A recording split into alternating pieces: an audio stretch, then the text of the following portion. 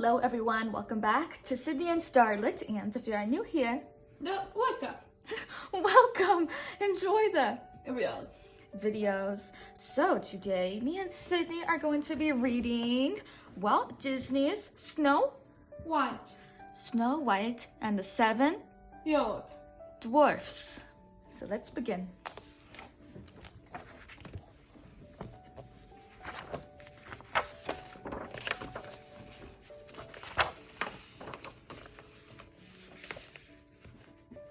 Long ago, in a magnificent castle, there lived a pretty young princess named Snow White.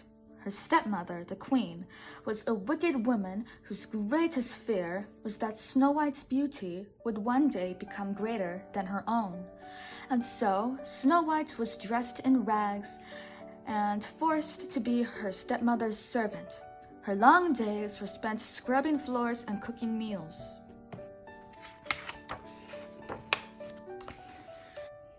Still, the evil stepmother worried that as Snow White grew, so would her beauty.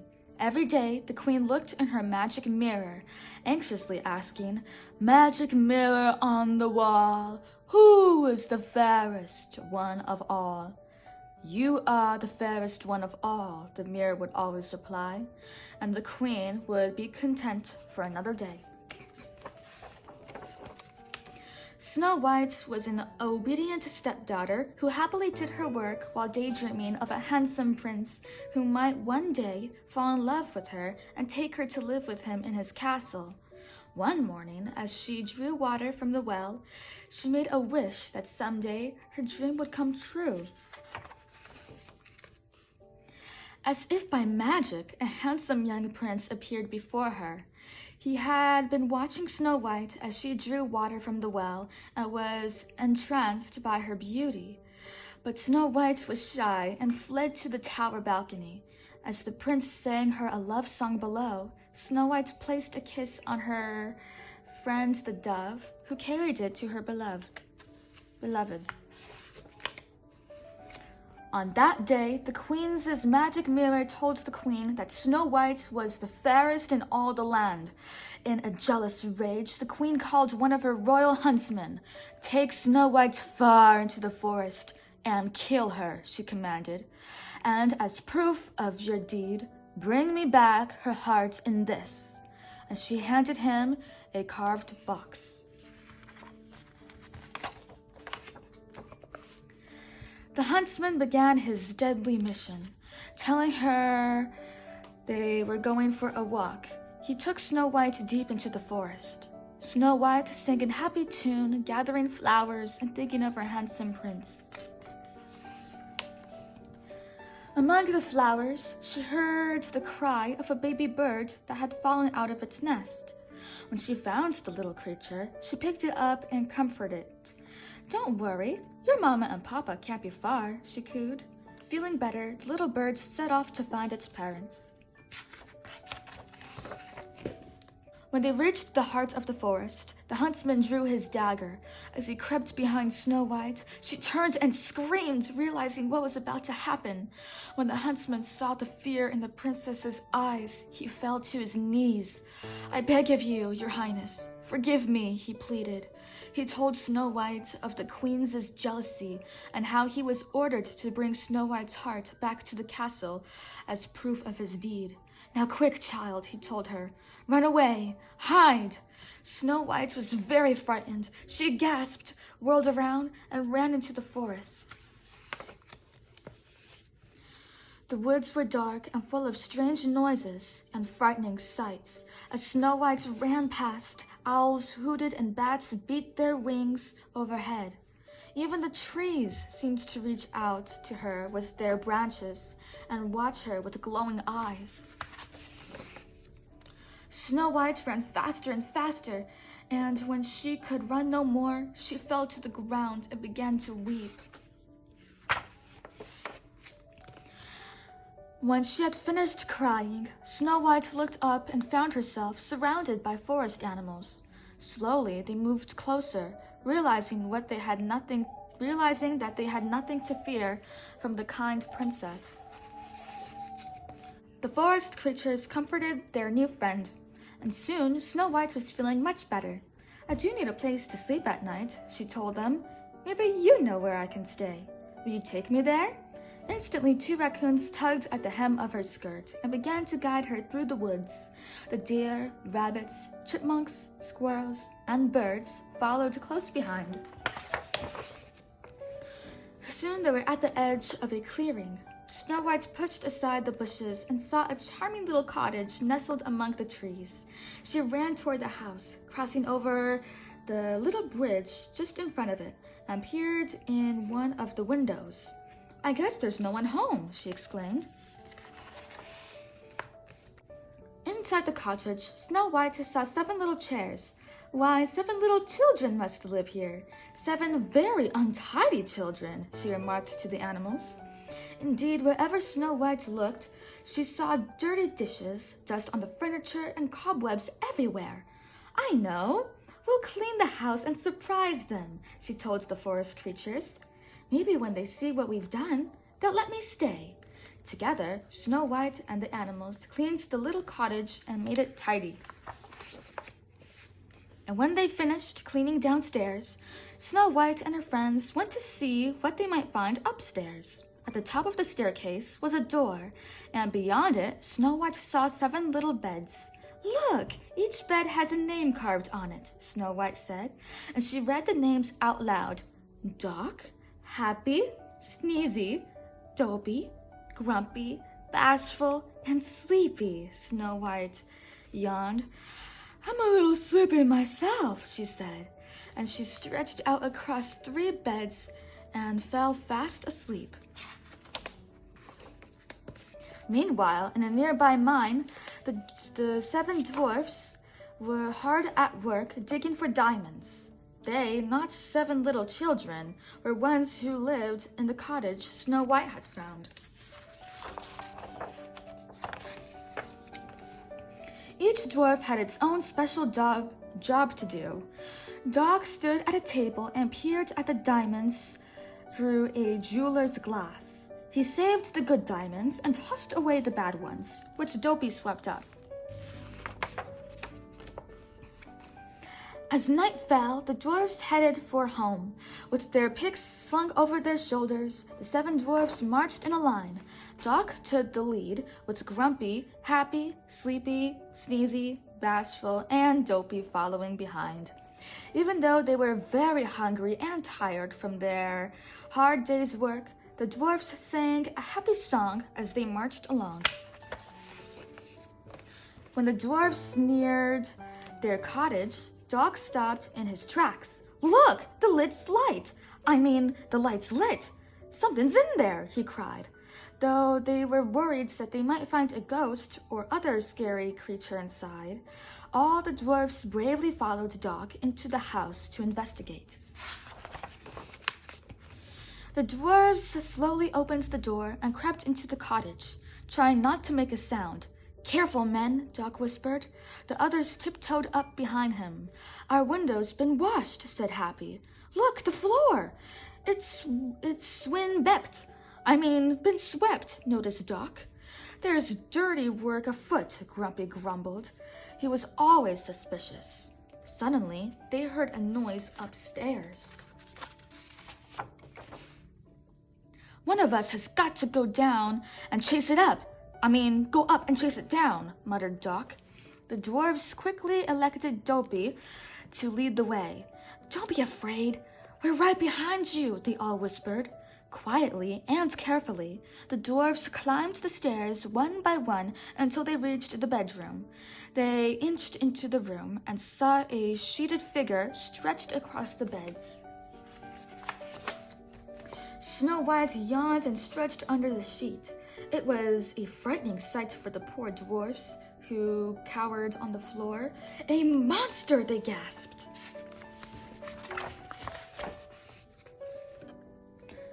Doc gathered all his courage and pulled back the sheet. "Why, it's a girl!" he exclaimed. Snow White was very surprised to see 7 dwarfs peering at her from the foot of the bed. "Why, you're not children," she said, sitting up. "You're men!" Looking at them, Snow White could easily guess the name that belonged to each dwarf. "And you must be Grumpy," she said with a giggle, folding her arms to imitate him. Then Snow White introduced herself and told the dwarfs about the Wicked Queen and how the animals had rescued her from the forest. "Please don't send me away," she pleaded. "If you do, the Wicked Queen will surely find me." The dwarfs took pity on Snow White, and when she told them that she would clean and cook for them in return of their kindness, they quickly decided that she should stay, all except Grumpy, who simply said, He wanted nothing to do with the Wicked Queen or a tidy princess. Back at the castle, the Huntsman delivered the box back to the Queen. He had fooled the Queen by placing a pig's heart inside it instead of Snow White's. Thinking Snow White was dead, the Queen eagerly asked the magic mirror, "Mirror, mirror on the wall, who is now the fairest one of all?" But the mirror replied, "Over the 7 jeweled hills, beyond the 7th fall, in the cottage of the 7 dwarfs dwells Snow White, fairest one of all." The Queen was enraged. Snow White was still alive. The Queen stormed down the winding staircase that led to a dark dungeon beneath the castle. There she went to a hidden room filled with bottles, potions, and a book of magic spells. She opened the book and, finding a spell for a disguise, mixed a terrible potion. Then she drank the brew and was instantly transformed into an ugly old hag. Next, the Queen found another spell and, following the recipe carefully, filled her cauldron with bubbling liquid. She took an apple and slowly dipped it into the poisonous potion. "And now," she cackled, "a special sort of death for one so fair. One bite of this poisoned apple, and Snow White will close her eyes forever. Then I shall be the fairest of them all once more." Far away from the castle dungeon, Snow White and the dwarfs were about to have dinner. "You'll just have time to wash," Snow White decided. "Let me see your hands." One by one, the dwarfs slowly took their hands from behind their backs and showed them to Snow White. "Worse than I thought," she said. "March straight outside and wash, or you'll not get a bite to eat." The dwarfs didn't really want to wash, but they were willing to do it to make Snow White happy, except Grumpy. "Her wiles are beginning to work," he muttered. He stood groaning and grumbling as he watched the others. Well, let them. He was not going to wash. 6 dwarfs quickly scrubbed up. Then they all turned to Grumpy, and before he knew what was happening, they jumped on him. "Get him!" shouted Doc. They grabbed Grumpy and pulled him over the tub, where they washed his hands and face and even his beard. Now all 7 were ready for dinner. When they had finished eating, it was time for some fun. The dwarfs played their musical instruments while Snow White danced around the room. Each dwarf took a turn dancing with Snow White. The last was Dopey, who climbed onto Sneezy's shoulders and covered them both with a long cloak. Now he was as tall as Snow White, but only until Sneezy sneezed and sneezed. Dopey was right off his shoulders. While laughter rang out from the dwarfs' cottage, the Wicked Queen began her journey to find Snow White. Disguised as a peddler woman, she took a boat across the moat that separated the castle from the forest. She placed a basket of shiny red apples at her feet. On top was the poisoned fruit intended for Snow White. The next morning, the dwarfs prepared for another day at their diamond mine. Each one said goodbye to Snow White, and as he did, received a kiss on the head in return.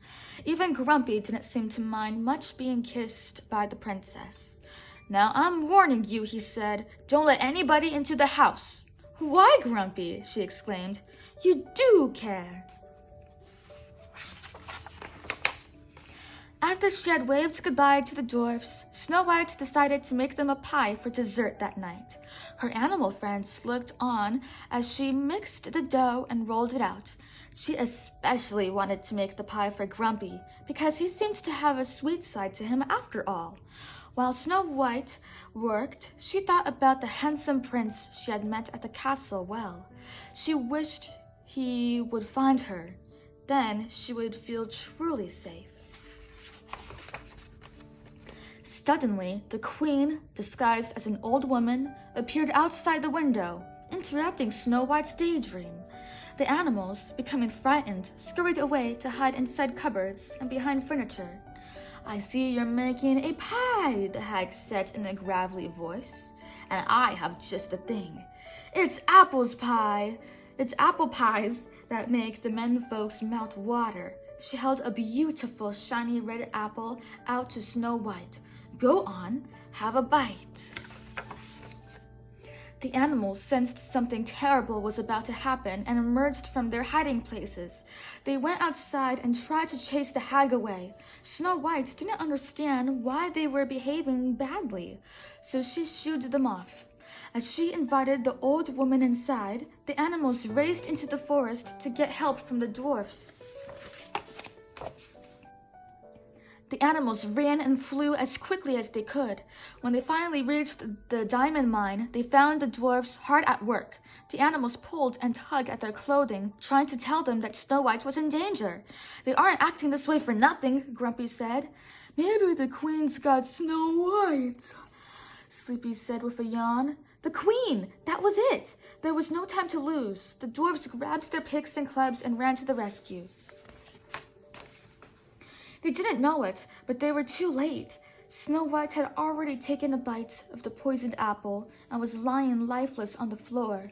The queen cackled with glee. The only thing that can save her now is a kiss from the one who truly loves her. But no prince will ever find her in this great big forest. Still in her disguise, the wicked queen ran out of the cottage. The bright sunshine had been replaced by dark, threatening clouds, and the air was damp and cold. At that moment, the dwarfs neared the clearing and saw the queen fleeing into the forest. With the help of the animals, they chased her through the trees. The sound of thunder boomed overhead, and lightning flashed in the sky. The rain began to pour down. The dwarfs could hardly see, but they managed to trap the queen on a narrow cliff. She began prying a large boulder loose, intending to send it toppling onto the dwarfs below. The queen's laughter echoed as the boulder began to move. "Look out!" cried Grumpy to the others. Suddenly, a bolt of lightning split the air and struck the part of the cliff where the queen was standing. The piece of rock broke away and sent the queen falling into the blackness far below, never to be heard from again. When the weary dwarfs returned to the cottage, they found the poisoned Snow White. Unable to awaken her, they laid her across their beds. Tears streamed down their faces as they knelt beside her motionless body.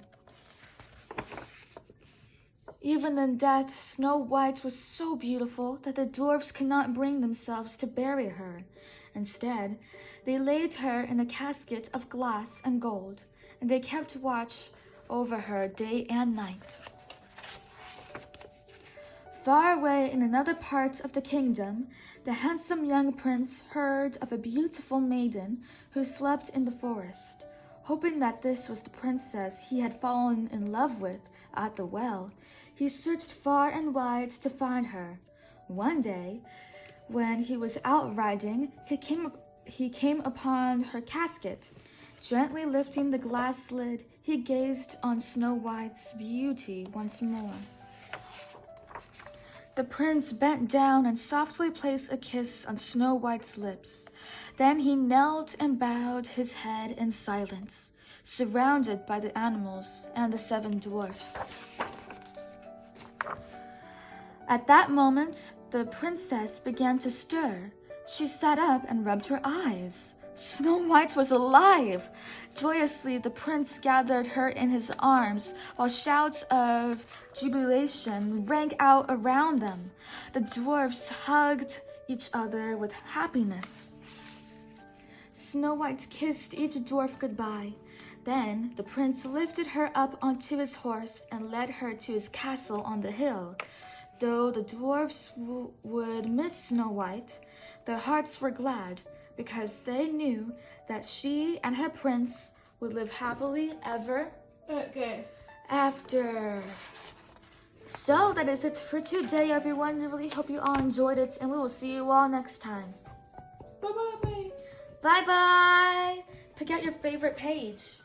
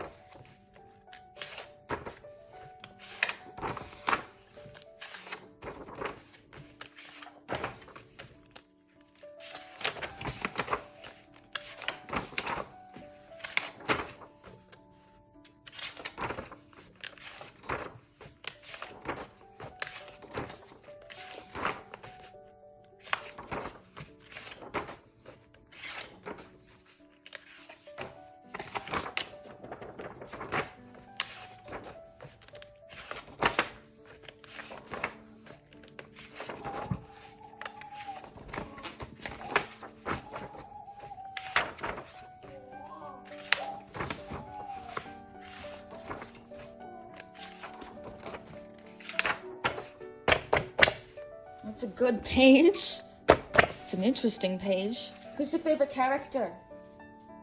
No way. Snow White. Bye-bye.